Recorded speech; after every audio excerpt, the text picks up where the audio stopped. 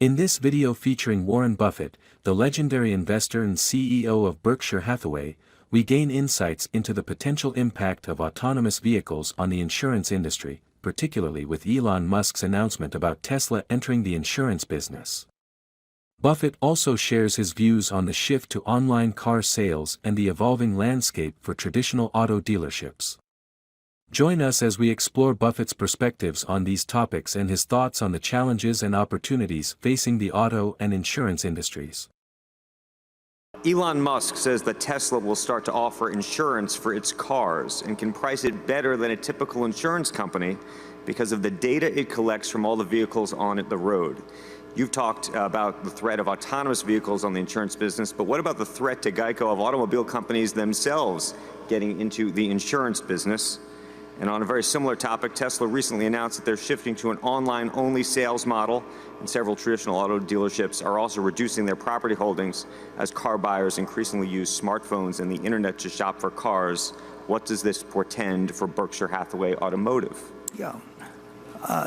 Actually, General Motors had a company for a long time called Motors Insurance Company, and various companies have tried it. I would say that the success of the insurance company, of the auto companies getting into the insurance business, are probably about as likely as the success of the insurance companies getting into the auto business.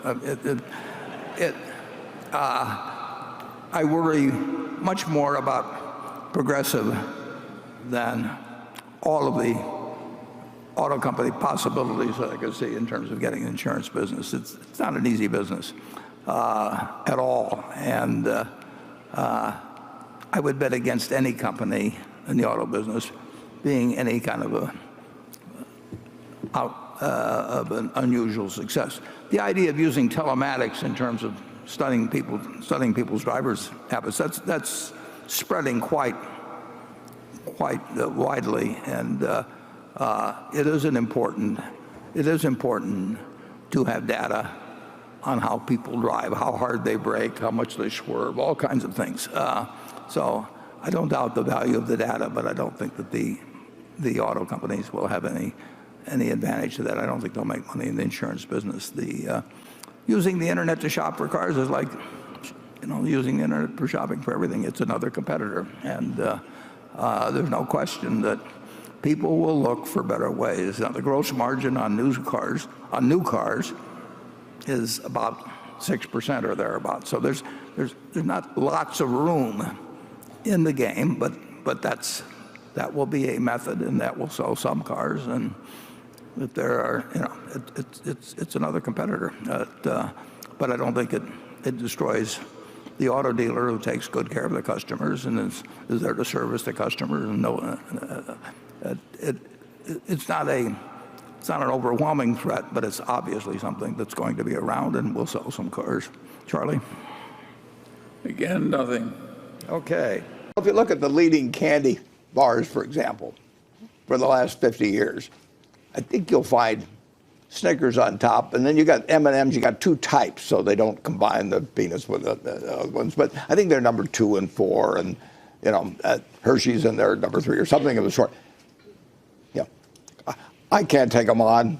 I don't think Elon should take them on.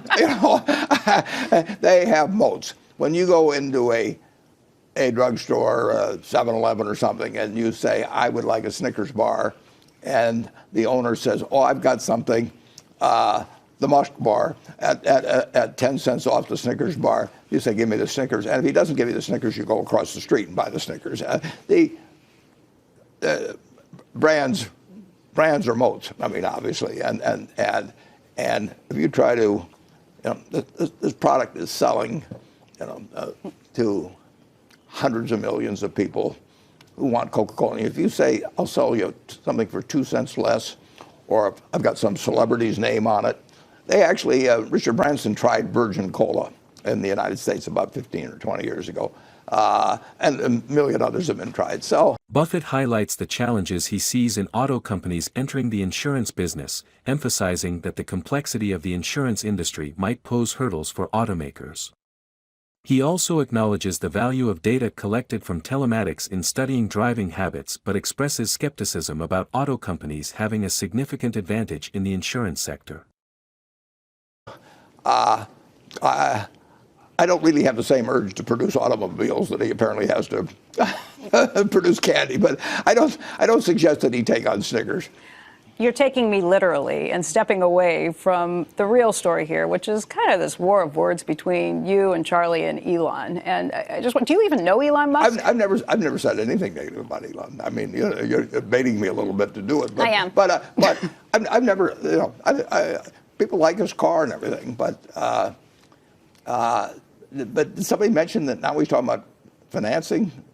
Something this morning about that. I thought I heard that earlier. Yes, well, actually, Andrew just read some headlines where it looked like Tesla may be going back to market to pick up some additional financing. I'm not entirely sure. Well, all I heard was the headline. That's what I call a counter revelation. I mean, Charlie, you know, because I think it was just a few days ago they said they wouldn't need financing. But you know, he's trying something to improve a product, and I salute him for that. And the American public will decide whether it's a success, and it's not easy. You know, it's probably easier to develop a new car than to compete with Snickers. But some products have terrific modes. You know, probably Elmer's glue does. You know, WD-40. I mean, there's just certain things that you are not much inclined to be dissatisfied with, and I would say that incidentally that the iPhone.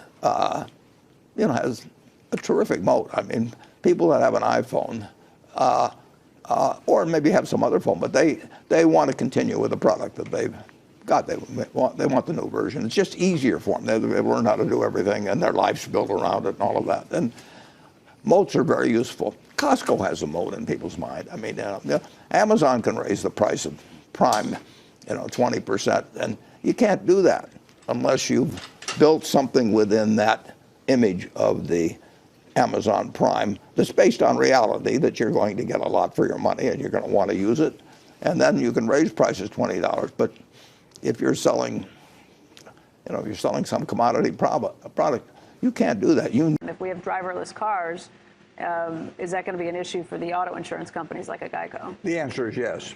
I think it's a long way off, but there's no question. Anything that makes cars safer is very pro-social, and it's bad for the auto insurance industry. But nevertheless, the auto insurance industry has always worked on making cars safer. I mean, they've led the way on things like seat belts and all that. But if there are no accidents, there's no need for insurance. And I think there will be a big reduction in accidents over a longer period of time. And of course, it already has. I mean, cars have been made way, way safer. But now when you start making the driver safer, that would be a big, big jump. And that'll happen someday. And when it happens, there'll be a whole lot less auto insurance written.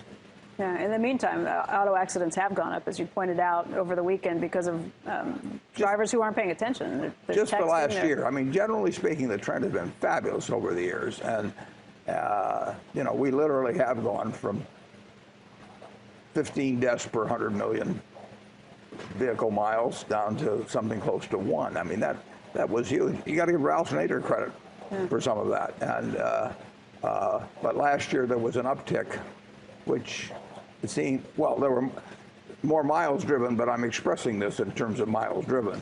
So you have to say that there was some other variable, and I think it's just almost has to be distracted driving.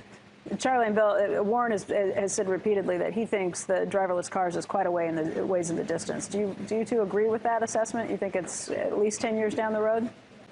Yeah, even though the technology is very good today because of trying to understand the liability issues, you'll see experiments in a few leading edge cities around the world during the next decade. And if those go well, it'll start to spread. So it's certainly more than 15 years off before it'd be a meaningful percentage of cars driven. Charlie? It's intrinsically a very difficult thing to do. People are going to want to drive faster than the speed limit and so forth, and the software is not going to allow it. I think there are going to be lots of problems. But Berkshire has experienced technological destruction before. One of the earliest examples came from Bill Gates. We had this wonderful company that made this wonderful encyclopedia that produced $50 million of net income every year like clockwork. And Bill gave away a free encyclopedia with every bit of Microsoft software. And away went a large part of our profits from the encyclopedia business forever. And he So grew up we on had- the World Book. I mean, it was, Yeah, it was a he traitor grew to up his on cause. it. He's a traitor, that's right. And it helped him. It helped him make his fortune, and now he destroyed it. That's just the way he is. Bill, let's talk about Microsoft, because Satya Nadella came in, and a lot of people kind of scratched their heads. They didn't know too much about him, didn't expect him, but he's done a pretty phenomenal job, and the stock has come up pretty sharply as a result. What do you think about the job he's doing, and why do you think that Microsoft is really resonating so much on Wall Street these days? Well, I think the software industry as a whole has so much opportunity to improve things. As the discussion unfolds, Buffett touches on the evolving nature of the auto industry, the potential impact of driverless cars on insurance, and the enduring strength of established brands. Stay tuned to hear more from Warren Buffett and his timeless insights on the ever-changing dynamics of the business world.